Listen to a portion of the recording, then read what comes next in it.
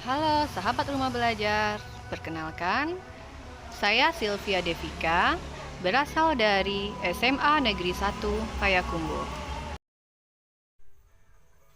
Assalamualaikum warahmatullahi wabarakatuh. Halo, apa kabar Ananda Ibu semuanya? Semoga sehat selalu, tetap jaga kesehatannya, tetap patuhi protokol kesehatannya. Berjumpa kembali dengan Ibu Sylvia Devika pada mata pelajaran Bahasa Indonesia kelas 11. Baiklah, anak-anak Ibu semuanya, pada kesempatan kali ini kita akan menjelaskan materi pembelajaran kita, yaitu KD 3.5, menganalisis struktur dan unsur kebahasaan teks karya ilmiah. Baiklah, di dalam pembelajaran kita pada kali ini, tujuan pembelajaran yang akan kita capai, yang pertama, peserta didik dapat mengidentifikasi struktur dari teks karya ilmiah.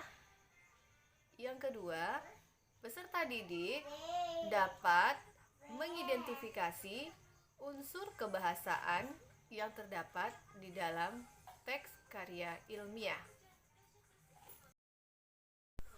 Nah, itulah tujuan pembelajaran yang akan anak-anak Ibu capai di dalam pembelajaran kita kali ini.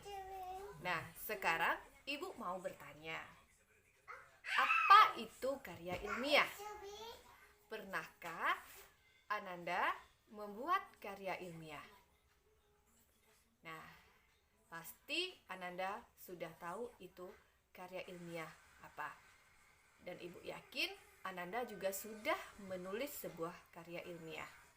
Karena pembelajaran karya ilmiah ini sudah pernah anak-anak Ibu pelajari di tingkat SMP di kelas 9. Nah, baiklah anak-anak Ibu semuanya, untuk mengingat kembali tentang karya ilmiah, Ibu akan menjelaskan yang namanya karya ilmiah itu adalah sebuah tulisan yang mempunyai ciri-ciri dan mempunyai sistematika yang harus sesuai dengan strukturnya. Karena karya ilmiah itu sebuah tulisan dalam bentuk ilmiah bisa berupa fakta yang sesuai dengan hasil analisis kita. Nah, sekarang Ibu ingin tahu pula, anak-anak Ibu apakah tahu contoh dari karya ilmiah? Ya, contoh karya ilmiah itu bisa dalam bentuk makalah, bisa dalam bentuk jurnal, bisa dalam bentuk skripsi, bisa dalam bentuk tesis. Nah, jadi secara umum yang namanya karya ilmiah itu dia mempunyai sistematika yang harus anak-anak Ibu ikuti, tidak bisa kita meninggalkan salah satu di antaranya.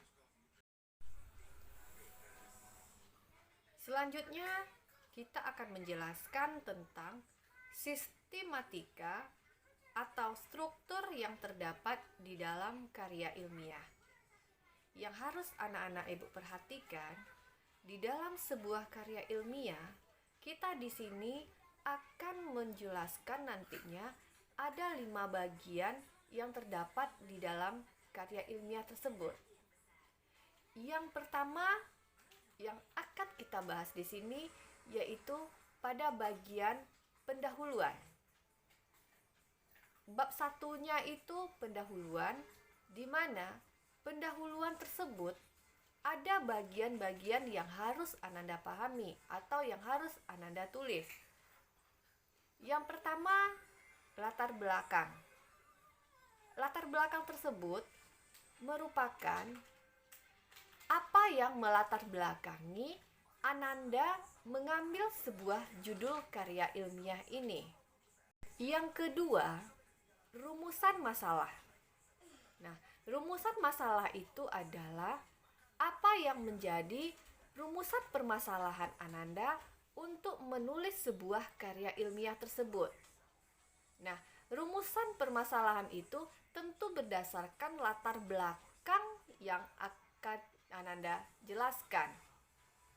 Rumusan masalah itu ditulis dalam bentuk pertanyaan yang mengacu kepada unsur mengapa dan bagaimana.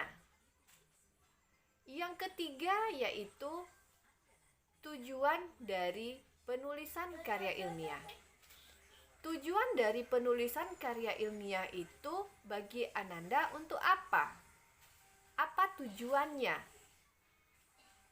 Yang keempat adalah manfaat dari penelitian tersebut. Manfaat penelitian itu bisa dari penulis, kita sebagai penulis, bisa dari siswa, bisa dari masyarakat. Tergantung kepada apa topik yang Ananda bahas tadi. Berikutnya kita menjelaskan bab 2, yaitu berupa kajian teori atau kajian pustaka. Kajian teori tersebut berupa materi-materi atau teori-teori yang kita jelaskan berdasarkan topik yang kita bahas atau topik yang akan kita teliti. Tentunya di sana kita bisa menjelaskan apapun di sana yang berkaitan dengan teori-teori berdasarkan judul tadi.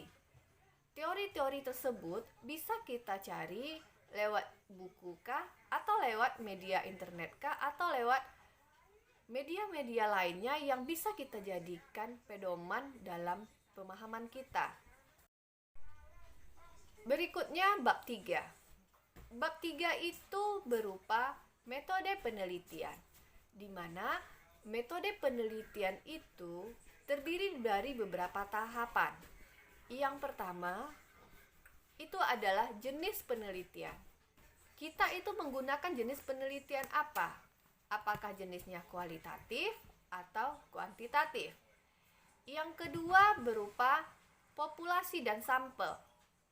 Populasi dan sampel ini tentu sangat penting di dalam kita menulis sebuah karya ilmiah. Karena dari sanalah nanti kita bisa mengemukakan hasil dari penelitian kita. Populasinya siapa? Sampelnya berapa orang? Itu harus kita jelaskan. Yang ketiga, instrumen penelitian. Nah, instrumen penelitian kita itu kita gunakan dalam bentuk apa? Apakah dalam bentuk angket? Apakah dalam bentuk studi kasus? Atau apakah dalam bentuk wawancara? Tentu itu harus kita jelaskan.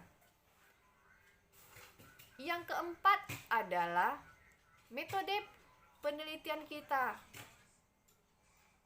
Bagaimana kita menjelaskan teknik pengumpulan data kita? Apakah dengan angket atau dengan wawancara? Berikutnya bab 4, pembahasan. Pembahasan ini merupakan pokok penting di dalam karya ilmiah kita. Kenapa? Karena di bagian bab 4 inilah kita membahas hasil penelitian kita. Kita membahas hasil angket yang kita sebarkan tadi, apakah dalam bentuk wawancara kah, apakah dalam bentuk angket kah.